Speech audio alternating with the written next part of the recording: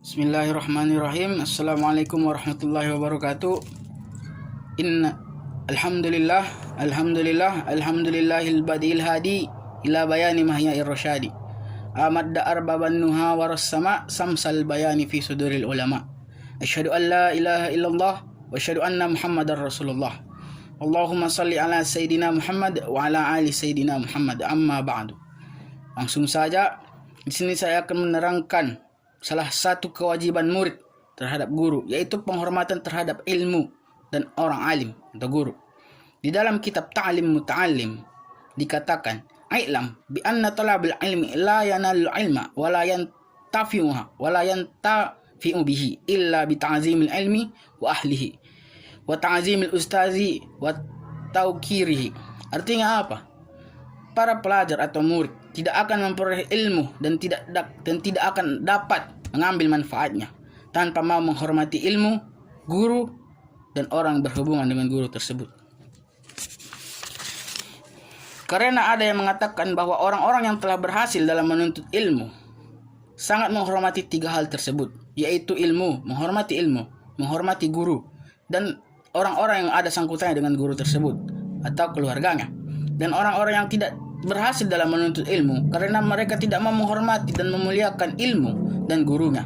Ada yang mengatakan bahwa menghormati itu lebih baik daripada menaati, karena manusia tidak akan dianggap kufur karena bermaksiat, tapi dia menjadi kufur karena tidak menghormati atau memuliakan perintah Allah Subhanahu wa taala. Sayyidina Ali karamallahu wajahu pernah berkata, "Ana 'abdun man 'allamani harfan wahidan in sya'a ba'a wa in sya'a ataqa wa in sya'a istarqa." Artinya apa? Aku adalah seorang hamba, kata Ali radhiyallahu anhu. Dia adalah seorang hamba bagi orang yang mengajarinya satu huruf, walau satu huruf. Jika dia mau menjualku, maka silahkan, atau memerdekakanku, dan atau tetap menjadikanku budaknya. Di dalam syair Arab yang terkenal juga dikatakan, tidak ada hak yang lebih besar kecuali haknya guru. Ini wajib dipelihara oleh setiap orang Islam. Sungguh pantas bila seorang guru yang mengajar walau hanya satu huruf diberi hadiah 1000 dinar sebagai tanda penghormatan terhadapnya.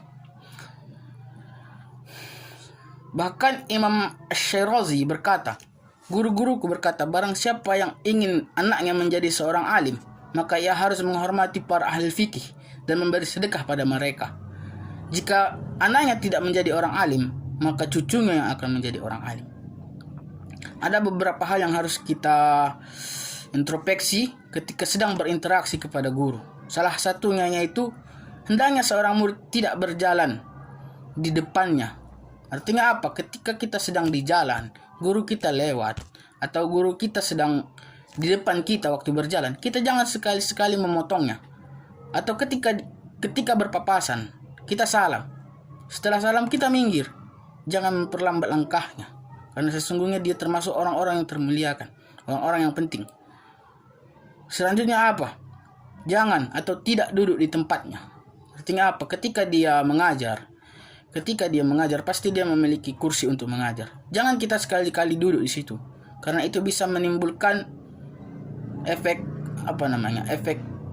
sepele terhadapnya. Begitu. Selanjutnya apa? Dan tidak memulai bicara kecuali diizinkan. Ketika kita ingin bertanya atau ingin membahas suatu permasalahan, izin dulu kepadanya. Jangan kita langsung bertanya, apalagi waktu dia menjelaskan kita tiba-tiba langsung bertanya atau memotong penjelasannya. Itu termasuk salah satu hal yang bisa menyebabkan ilmu itu tidak barokah. Karena apa? Dalam menuntut ilmu yang pertama kali dicari itu bukan ilmunya, tapi berkah dari ilmunya itu. Karena apa? Ilmu itu bisa, ibarat kata satu pepatah, ilmu itu bisa dicari di mana saja, tapi barokah ilmu itu sangat sulit untuk dicari. Itulah salah satunya. Yang berikutnya apa? Hendaknya tidak banyak bicara di hadapan guru. Artinya apa? Jangan kita terlalu bercanda kepada guru kita. Karena apa? Itu bisa membuat, apalagi sampai membuat hati mereka tersakiti. Itu akan bisa membuat menolaknya suatu ilmu atau menolaknya berkah ilmu tersebut. Tidak bertanya sesuatu bila guru sedang capek atau bosan. Nah, ini yang perlu kita perhatikan dalam menuntut ilmu. Apabila kita melihat guru kita sedang capek atau bosan, sedang lelah, letih karena bekerja, karena mengajar, jangan kita sekali-sekali pergi ke sana dan bertanya. Karena apa? Dia akan beranggapan bahwa kita tidak memiliki etika. Karena dia sedang capek, telah lelah bekerja, kita datang bertanya seolah-olah tidak terjadi apa-apa. Itu akan membuat suatu berkah ilmu berkurang atau bahkan menghilangkan berkah ilmu tersebut. Yang ketiga, yang selanjutnya, jangan mengetuk pintunya, tapi sebaiknya menunggu sampai beliau keluar. Nah, ini dalam arti kata ketika kita mengunjungi rumah atau tempat peristirahatan guru. Ketika kita pergi mengunjunginya, kita ketuk pintunya, kita salam, kita tunggu sampai dia keluar. Jangan kita desak, karena kita tidak tahu apa yang dikerjakannya di dalam. Itu akan membuat barokah ilmu itu menjadi berkurang. Alhasil, seorang penuntut ilmu harus mencari kerelaan hati seorang guru, harus menjauhi hal-hal yang menyebabkan ia murka, mematuhi perintahnya asal tidak bertentangan dengan agama. Karena tidak boleh taat kepada makhluk untuk bermaksiat kepada Allah Subhanahu wa taala. Termasuk yang menghormati guru-guru adalah menghormati putra-putranya dan orang yang ada hubungan kerabat dengannya. Al-Qadi Fakhruddin adalah seorang alim di daerah Marwa yang sangat dihormati oleh pejabat negara. Beliau berkata, "Aku mendapat kedudukan ini karena aku menghormati guruku, Abi Yazid Ad-Dabusi. Aku selalu melayani beliau, memasak untungnya, dan aku tak pernah ikut makan bersamanya." Artinya apa? Ketika kita ingin menjadi sukses, menjadi orang-orang yang termuliakan, terpandang, hal yang pertama yang harus kita lakukan sebagai penuntut ilmu adalah menghormati guru kita. Karena apa? Para malaikat itu bersama orang-orang yang memuliakan guru. Begitu. Ada sebuah kisah dari Imam Al-Halwani. Pada suatu hari Imam Al-Halwani pergi ke Bukhara, bermukim di sebuah desa selama beberapa hari, karena ada suatu masalah yang beliau dapati atau yang beliau hadapi. Kemudian semua muridnya menjenguk beliau, kecuali yang bernama Abu Bakar. Tapi ini bukan Abu Bakar As-Siddiq, ya, Abu Bakar yang lain. Lalu beliau berkata, Lalu ketika beliau bertemu dengan Abu Bakar, beliau bertanya, "Mengapa kamu tidak ikut menjengukku?" Dia menjawab, Abu Bakar menjawab, "Maafkan saya, guruku. Saya sibuk melayani ibuku." Lalu beliau berkata, "Sungguh kamu akan diberi umur yang panjang, tapi kamu tidak akan diberi ketenangan dalam mengaji." Kenyataannya kata-kata guru tersebut menjadi benar, betul-betul terjadi.